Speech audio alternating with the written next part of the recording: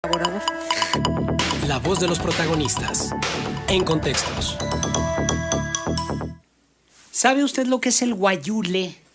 Pues si no lo sabe, Carlos Castañón Cuadros le va a decir de qué es el tema que hoy nos aborda en el contexto de la historia lagunera. Carlos, muy buenos días. Marcela, Juan, encantado de estar con ustedes. Disfruto mucho saludarlos, regresar aquí.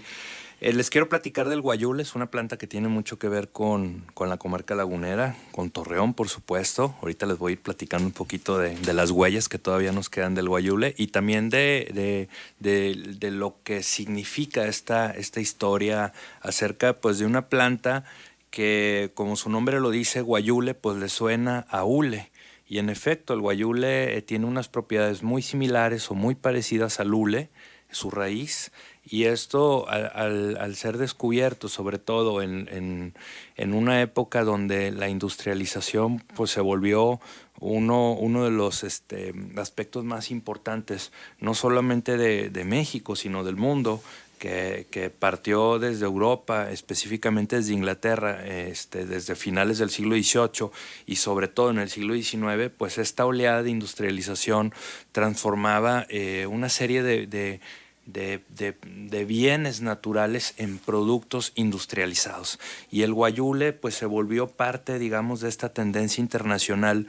Y entonces tenemos que las empresas estas famosas de llantas, la Goodrich, la Euskadi, la Firestone, Pirelli, todas esas empresas, muchas nacieron en el siglo XIX como parte de esa industrialización de buscar hule o sustitutos del hule para generar llantas, principalmente para la industria automotriz. Y entonces imagínense ustedes, viviendo al lado de uno de los mercados o de los países más importantes del mundo, que es Estados Unidos, pues desde luego esto repercutió de manera significativa en México y muy particularmente en la comarca lagunera, que estaba altamente industrializada hace 100 años. Entonces esto favoreció a que empresas internacionales, principalmente estadounidenses, pero también había capitales alemanes, franceses e ingleses en México, incentivaron la industria del guayule. De tal manera que pues la comarca lagunera y sobre todo el desierto chihuahuense, hablamos de Chihuahua, hablamos de una parte de Durango, un poquito más allá por cercano a Zacatecas, San Luis Potosí y el sur de los Estados Unidos, en Texas, está poblada de esta planta.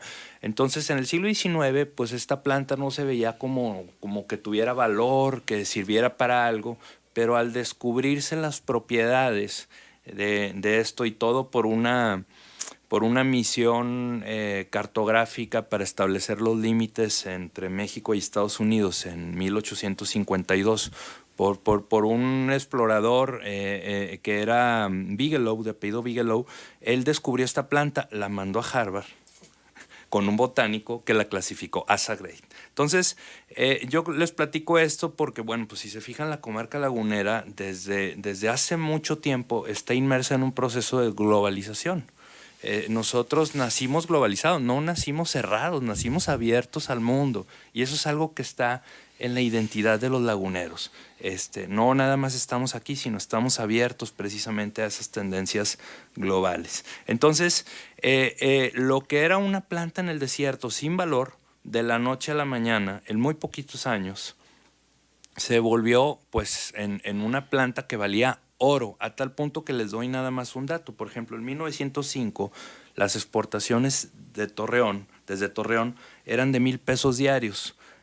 Más o menos estamos hablando, la moneda no estaba devaluada como ahora, nada que ver. Realmente México en ese momento, en el porfiriato, de hecho el peso valía más que el dólar. Se defendía con mucha dignidad frente a los Estados Unidos. Pero 2 años después, en 1907, las exportaciones diarias eran de 100,000 pesos diarios. O sea, era una locura. O sea, estamos hablando que por ejemplo, en Torreón llegó una empresa de capital, bueno, pues de los magnates estadounidenses, neoyorquinos, Guggenheim y Rockefeller, estas dos grandes familias establecidas en Nueva York, invierten en una planta en Torreón que se va a llamar la Continental Mexican Rubber. Actualmente la Escuela Técnica Industrial, o Batel. ahí están las instalaciones, La no parte las está destruyeron. maravilloso edificio. Maravilloso. Vayan a darse una vuelta, por favor. Vean un edificio de hace 100 años en pie, que representa, digamos, aquella industria alternativa al algodón que fue el guayule. Entonces, estos norteamericanos invirtieron 200,000 pesos, aproximadamente unos $100,000 para la época, en hacer esta industria. Pero había muchos otros laguneros metidos en la industria, o sea, no nada más había extranjeros, había... La familia Madero era la gran competidora de los Rockefeller y de los Guggenheim, así es que se detestaban en el mercado estadounidense y se saboteaban cuando podían. Porque esta empresa, como tenía todo el dinero del mundo, venían y compraban las otras empresas laguneras en Gómez Palacio, en San Pedro, en Viesca, en Monclova, en Saltillo, en todos lados. Fue una industria muy importante y eso atrajo migrantes. Quiero hacer rápido una pausa y mandar un saludo al señor Mónico Ramírez, que es el vecino más longevo de la antigua aceitera, aquí muy cerca de donde nos encontramos. Y él precisamente tiene más de 90 años, originario de Sierra Hermosa, Zacatecas, Villa de Cos, Zacatecas. Él venía en esta industria a traer el guayule hasta Torreón, desde Villa de Cos, Zacatecas. Y así venía mucha gente de San Luis Potosí, de Zacatecas, de San Juan, de otras partes, pues. Traían el guayule. Era una brutalidad. Pero bueno, también esta historia tiene un lado negativo. Claro. Tristemente, y quiero decirles que parte de la historia de la comarca lagunera es la historia de un gran ecocidio. Lo hemos platicado con respecto al río Nazas. La extinción del guayule. Con respecto, por ejemplo, a la extinción de la NOA, o que es una planta en peligro de extinción, y el guayule es algo similar. ¿Qué sucedió? Es un arbusto, ¿verdad? Es un arbusto medianito. Sí. Yo lo conocí hasta hace poco, sí, porque me llevó una persona muy conocida de aquí de Torreón, me llevó a la sierra en Viesca. No está aquí. Si ustedes van a la Sierra de las Noas, no van a encontrar noas. Si ustedes van, no van a encontrar guayule aquí alrededor, ni en Gómez Palacio, ni en Torreón, ni en nada. Tienen que internarse a Viesca, hasta Viesca, a la Sierra, o internarse a Jimulco, bastante adentro, para encontrar alguna noa o alguna planta. Que se da de manera natural. De manera natural, que es parte del desierto. Son los frutos, digamos, del desierto chihuahuense. ¿Qué sucedió? Como lo extraían con todo y raíz, rompieron el ciclo ecológico de la planta. Y entonces, hoy por hoy, no tenemos guayule en la comarca lagunera. Hay contadísimas plantas. Yo cuando me hicieron el favor de llevarme, porque yo lo había estudiado, imagínense qué paradoja, lo había estudiado y no lo conocía físicamente, y cuando lo vi quería llorar. Pero se planta, sí, se puede reproducir. Pequeños productores que de hecho en 2018 salió una nota donde se decía que en Zacatecas y en parte de Coahuila iban a tratar de reactivar la industria del guayule. Sí, se reactivó sobre todo en los años 70. Pero ahora. Y ahora también hay industria en poquita en México y mucha en los Estados Unidos, sobre todo en el sur de los Estados Unidos. Y en algunos lugares de Asia también. Sí, esta planta es originaria, tengo que decirlo, del norte, del desierto norestense o del desierto chihuahuense. No la acabamos prácticamente. Entonces, lo que nos queda pues es la historia.